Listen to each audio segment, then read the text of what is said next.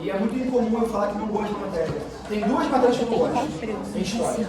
Duas. Em Brasil, presidencial. Em geral, Revolução Mexicana. E os motivos que eu não gosto das duas são o mesmo motivo. Acontece muita coisa, torna difícil a matéria e, ao final das contas, a herança que se traz é muito pequena. O que acontece no inicial de tão grandioso, como se fosse uma primeira experiência democrática, é pra porra nenhuma, joga no lixo. A mesma coisa que aqui, uma luta gigantesca por uma causa principal, que é uma tal de, reforma agrária, mas que essa sequer vai acontecer. Então assim, puta que pariu, pra que eu dou essa matéria? Pra nada, no final das contas, tá? Então eu não gosto nem dessa, nem de regência, tem que ter o máximo compactado. O Davi enviou pra você agora 2 quadros maiores, grandões, tá? É de cabo a rabo, porque é muita informação. Pontuando sobre a Revolução Mexicana para quem quer aprofundar, mas eu montei ali rapidinho um esqueminha, né? Tentando colocar melhores momentos, o que mais cai em prova sobre esse assunto, tá? São as 4 presidências em seguida, tá? As revoltas contra eles, a modernização e a Constituição. É o que cai em prova justamente, tá bom? Então tem que compactar. A Giovana, inclusive, falou hoje esse assunto, que achou muito difícil, ele é muito grande, muito extenso, ele é realmente muito extenso. E ao ouvir a frase dela, eu pensei, porra, vou tentar dar uma compactada. Compactei com cai em prova, tá bom? Para se acertarem. Vale a pena ler? Até vale, mas assim, eu acho mais difícil talvez de vocês lerem, como ela falou, que é realmente muito difícil o tema, se olha pela apostila. E olha que eu nem olhei a apostila desse ano, mas a apostila do ano passado, que era na época que era História 1 e História 2, já era horrível, era muito difícil. Tanto é que eu pegava, ao invés de fazer quadro, eu fazia as 5 primeiras questões que estavam no livro, porque elas resumiam certinho isso aqui, que é o que é na prova. Então assim, tentei compactar para facilitar, é um tema que não é fácil de Revolução Mexicana, ele é longo, tá? Não entendi, amor. Eu falei, vocês que sabem, eu tô vendo 2 quadros grandes pra caralho, vale a pena dar uma lida, tá? Aqui é compactado, pra quem realmente não tem muita facilidade com história, que é algo mais chegadinho, tá bom? Vamos lá, rapaziada? Bom, primeiro ponto, vamos contextualizar coisas básicas. O México, por muito tempo, foi uma colônia, certo? Pela língua que fala, colônia de quem? Espanha. Perfeito, catalã espanhola. E naquele processo que rolou também com o Brasil e com toda a América Espanhola, Napoleão prendeu o rei espanhol, lembrando, esse não exercia mais o mesmo poder sobre as colônias gradativamente começam a ficar independentes. O México até que demorou bastante se eu comparar as outras, tá? A maioria ali, ó, 1805, 6, 7, 8 sequência. O México é um pouco mais velho do Brasil, eles ficam independentes em 1821, meses antes do Brasil ficar independente, tá? Bem pertinho. Ficou independente aí, começa literalmente o Game of Thrones, uma galera brigando por poder, principalmente um grupo que eu não sei se eu já falei sobre vocês com eles, eu acho que não, um tal de caudilho. Eu falei de caudilhos com vocês, a câmera, né? Eu não consigo me mexer, desculpa quem tá vendo filmado, perdão, eu vou mexer, me ouçam bem, ok? Caudilho, eu falei de caudilismo ou não falei de caudilho com vocês? Não. Mas coisa básica e boba para facilitar. Vocês aprenderam a história do Brasil, que rolou umas elites agrárias, que nós chamamos de coronéis. Lembram disso, galera? De boas. E aí chamamos esse movimento de coronelismo. Uma grande concentração política e financeira na mão de grandes fazendeiros. Coronelismo. De boas isso? O coronelismo tá pro Brasil, tal qual o caudilismo tá para toda a América Espanhola. É o mesmo sistema. Grandes fazendeiros concentrando as terras. E no caso do México é algo absurdo. Olha pra cá. Olha a desigualdade da época. 85% das terras, ou seja, quase todas as terras, pertencem a 1% da população mexicana. Então a concentração fundiária lá é algo surreal. Esses caudilhos têm um grande poder financeiro que vão utilizar para ter um grande poder também político, né? Similar ao que rolou com os coronéis no Brasil. A gente chama isso de oligarquia. Os caudilhos são oligarcas. É isso. Grandes concentradores de terra que mantêm o poder político entre eles, ou seja, usando o seu poder financeiro para ter poder político. Até aprenderam isso também em IF esse ano. Chamamos de patrimonialismo. Lembram disso ou não em IF? Bom, Fernando Jorge, não é isso? É. Beleza. Quase que eu troquei, eu ia falar Jorge Fernando. Eu não conheço ele. Bom, resumindo, de boa até aqui, tranquilo. Então, o caudilismo são grandes fazendeiros que concentram poder político, usam desses para ter poder econômico. Para ficar mais fácil para vocês, se compara o caudilismo ao coronelismo, é a mesma coisa. Grandes fazendeiros concentrando poder econômico, usando desses para ter poder político. De boas? Então, eles brigam por poder. Em meio a esse emaranhado, tem até um breve período de menos de 5 anos em que o México é um império, olha que loucura, eles implantam uma monarquia, é o único país fora do Brasil que implantou por um pequeno período uma monarquia, para depois virar uma república. Ao virar uma república, criar uma democracia em que vão eleger as suas lideranças. Só que, porra, vamos lembrar, no coronelismo, quando há uma democracia, ela é realmente vigente, ela é real, ela é existente? Não. Lembra que é tão corrupto que eles conseguem manter hora paulista, hora mineiro no poder, república do café com leite, manipula as eleições, a mesma coisa daqui. Tanto é que, pra cá, o primeiro presidente eleito, que é o Porfírio Dias, ele vai ser reeleito 6 vezes. Eita. Ele vai ficar mais de 30 anos no poder. Amado, não é mesmo? Tão amado, tipo todos os ditadores do Brasil, não é mesmo? E aí, lembrando, qual que é a cara que fica tanto tempo no poder? Geralmente boa pessoa não é, tá ligado? O cara era um líder autoritário do caralho, de um país muito contraditório, que não só era 85% das terras na mão de 1%, mas era um país em que quase 90% da população era analfabeta. Então é muito atrasado, é agrário, não é urbano, e aí por essa razão, mesmo por ser um idiota ou um autoritário, eu vou lembrando, porra, Vargas foi um grande líder autoritário, foi um grande ditador, mas criou coisas, certo? Porque o seu governo foi longo, a mesma coisa fez Porfírio. Algumas coisas ele faz reformas modernizadoras, para entrar capital externa, falando no Brasil, no México, ou seja, principalmente, capital de qual país? Principalmente, porra, olha as fronteiras aqui, galera. Qual é o país que vai exercer a ação belamente sobre o México, né? Indiscutível. Lembram que aqui vai rolar um período que nós chamamos de Big Stick? Sim. O grande pauzão? Recorda? Que se não for na base da conversa, da diplomacia, vai ser na base da porrada. Porra, quem mais sentiu o Big Stick, indiscutivelmente, é o México. É um vizinho limítrofe, né? Se o Canadá é um parceiro econômico e político, o México não é.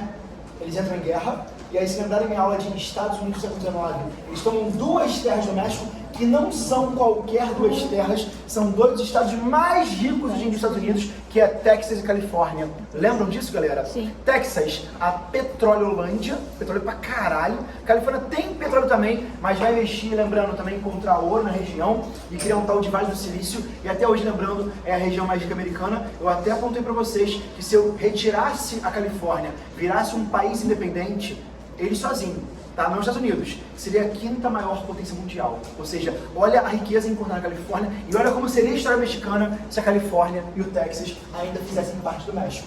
Então é um país atrasado que poderia ter condições um pouco melhores se o Texas e a Califórnia pertencessem ao México. Eles perderam quase metade do território que vai para os Estados Unidos da América. Então se fuderam muito, obviamente a rixa que é grande, México e Estados Unidos por causa disso. E aí se liga, o Porfírio, ao contrário, ao invés de brigar com eles, ele abre as pernas para eles.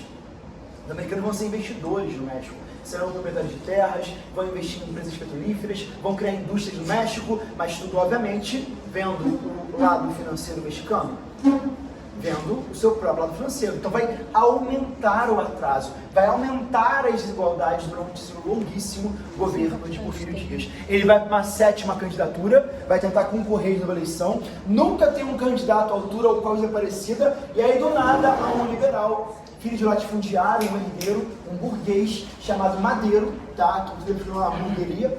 O Madeiro, ele vai concorrer contra o Porfírio, tá? E ao concorrer, ele perde. Só que ao contrário dos outros, que eram quase que oposições não existentes, ele vai reclamar pra caralho. Fala, tá maluco, meu irmão? Não é possível que o cara ganhe 7 vezes seguidas. E mais que isso, vamos olhar os votos mesmo. Tá batendo certinho? Não houve uma corrupção eleitoral de novo? E aí, diante disso, Porfírio manda prender o Madeiro. Quando tu prende um cara que tá lutando contra você, a tendência é muito forte é de transformá-lo em um mártir, alguém que luta pela causa, tal qual foi com vários lideranças que foram presas, bom dia, na história. E aí, ao prender ele, ele ganha voz da cadeia. Ele começa a ver, porra, arduamente contra o Porfírio Dias e pensando em barganhar. Para o que falta? Para a esmagadora maioria da população mexicana, que eu já falei aqui hoje. O que falta para a esmagadora maioria da população mexicana, rapaziada? Terra! Não tem terra! Aí ele pensando em ganhar os camponeses com o discurso, ele fala e propõe uma reforma agrária. Camponeses o apoiam, 2 grupos surgem fortes no México, é importantão, é o que mais tem prova, tá? Esses 2 grupos aqui, ao norte, brigando contra os americanos, querendo as terras californianas e texanas de volta. Eu tenho um Pancho Villa, ele era um ex-militar que era um ladrão de gado, um ladrão vai virar um grande revolucionário, tá ligado? Era um bandidão mesmo, conhecido no México, e ele vai focar agora em criar uma milícia para retornar com as terras e propor uma reforma agrária. E do sul também se propõe uma reforma agrária, mas é um pouco diferenciada e talvez até mesmo um pouco mais ousada que a de cima. O Emiliano Zapata, ele tem descendência astecas. Se procurar uma imagem dele rapidamente, vê que os traços dele são indígenas, tá ligado? E aí o Zapata ele propõe uma reforma agrária, mas para devolver não as terras que acabaram de ser retiradas. Ele quer as terras que foram tiradas lá 500 anos no passado, que pertenciam aos astecas, que sejam devolvidas à população camponesa. Ou seja, ainda mais ousado, ainda mais difícil o plano dele. Mas esses dois criam um plano chamado Plano Ayala, que eles querem que todas essas empresas de capital externo sejam estatizadas. Lembram o que é isso, rapaziada? Estatização de empresas. Você dá para o Estado. Agora não é mais pública, né? Se o Elite, por exemplo, não fosse mais um colégio particular, o Estado pegasse para si e falar agora é colégio público, isso é estatizar o Elite. Pegaram? Agora lembrando, qual é o grande problema disso? Se eu estatizo empresas mexicanas, eu não tenho só raiva contra o Porfirio Dias, eu tenho raiva dos Estados Unidos, que investiu pesado, gastou dinheiro colocando crianças em indústrias, tá? Então, além disso, querem a devolução das terras, ou seja, uma reforma agrária, beleza? Seja Villa, querendo as terras do Texas e da Califórnia, seja Zapata no Sul, querendo as terras astecas e sendo devolvidas, beleza? Com esses dois agitando no Sul e no Norte, todo o México se coloca em favor da causa. Eles vão dar um golpe de Estado no Madero para tentar tirar do poder, não conseguem movimentos revolucionários, e aí o que não esperavam é que o general do Madero, ou seja, o seu ministro da guerra, vai matar o Madero. E ao matar o Madero, ele assume o poder no novo governo, que é o Huerta. O Huerta é importante? Não. Sua principal importância é um cara do poder do Madero, era um general dele, que mata o cara da golpe de Estado, tá? Porque esse cara não propôs. Eu pulei pra caralho, né? Eu me perdi. Não, eu pulei. Desculpa. Eu pulei e eu pulei feio. Foi mal. Antes de tudo, vamos lá. A causa do Madero vai se fundir a desses dois grupos. Tendo a legitimidade do campo, esses três grupos vão dar um golpe de Estado e tirar o Porfirio Dias do poder. Deu um pequeno saltinho. Aí vamos lá. Madero no poder não faz o que ele cumprir. Isso queria realmente massificar. Uma coisa é propor uma ideia, outra coisa é você realmente efetivá-la, tá? Ele queria realmente a reforma agrária, ele é um latifundiário. Ele queria agitar as massas para apoiar a sua causa. Quando consegue dar um golpe de Estado que entra no poder, ele não faz a tal bendita reforma agrária. Ou seja, causa mexicana principal revolucionária, reforma agrária. Fazem? De novo, não. Tá? Madero fica por 3 anos no poder, não faz reforma agrária. Ao não fazê-la, as agitações políticas aumentam, e aí é nesse momento, desculpa, que eu pulei, tive um lapso temporal, que o Huerta, seu general, seu ministro da guerra, vai dar um golpe de Estado, vai matar o Madero e vai assumir o poder. Só que um general com pouquíssimos conhecimentos econômicos, um México muito atrasado, ele fica 1 ano e 5 meses no poder, não faz muita coisa, depois ele próprio se declina no poder, tamanha a pressão contra ele, presta atenção que agora vem a parte final. E aí os Estados Unidos pensando, temos que ter uma liderança que apoie a nossa causa, tal qual o Porfirio apoiava, porque esses dois fuderam com as nossas economias. Ou bem, gente, eles vão financiar a campanha de um outro homem chamado Carranza. O Carranza no poder, ele traz algumas modificações benéficas. Por qual motivo? Se eu continuar só suprimindo a população camponesa, eles querem continuar se revoltando para sempre.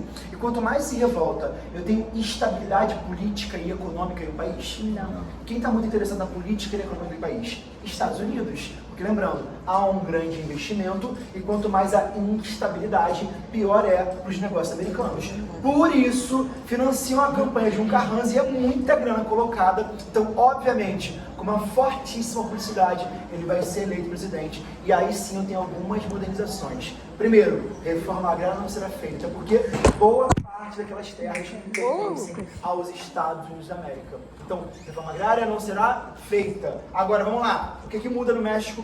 Que realmente está dando uma mudança. O México agora é uma república democrática, em que há uma tripartição do poder, ou seja, agora temos uma real democracia, a legislativo, a judiciário, a executivo. Criamos leis trabalhistas, os caras passam agora a trabalhar não mais que 8 horas por dia. Isso é uma espécie de cala-boca, né? É que eu pare com as agitações. Se eu quero desarticular esses movimentos, tem que dar um agrado para essa rapaziada. Fazer com que eles calem um pouquinho da boca, tal qual rolou em uns episódios. E aqui eu criar leis trabalhistas, eu queria o famoso estado de bem-estar social, tal qual fez Vargas no Brasil, tal qual fez Hitler na Alemanha, tal qual fez Mussolini na Itália, tal qual fez Estados Unidos com Roosevelt, ou seja, está todo mundo fazendo isso como uma espécie de cala-boca. Se eu dou um pouco de direitos para uma população que não tinha nada, é um ficam quieto, param as estações. Assim, teoricamente, pararam os camponeses como um todo, mas esses dois não param de reclamar. Ao não parar de reclamar, esse é assassinado em 1919, esse é assassinado em 1923, e aí de vez, perdendo as grandes lideranças, dando algumas mudanças feitas para dar um cala-boca, eu tenho paz no México finalmente, depois de um longo tempo. Agora vamos lá, lembrando, no início da aula, qual era a proposta principal deles? Reforma agrária. E essa porra foi feita? Não. Então para que foi essa aula? Nada. Exatamente, é por isso que eu dei essa aula. Beijos, é isso. Fala. Eu não entendi porra nenhuma. Hã?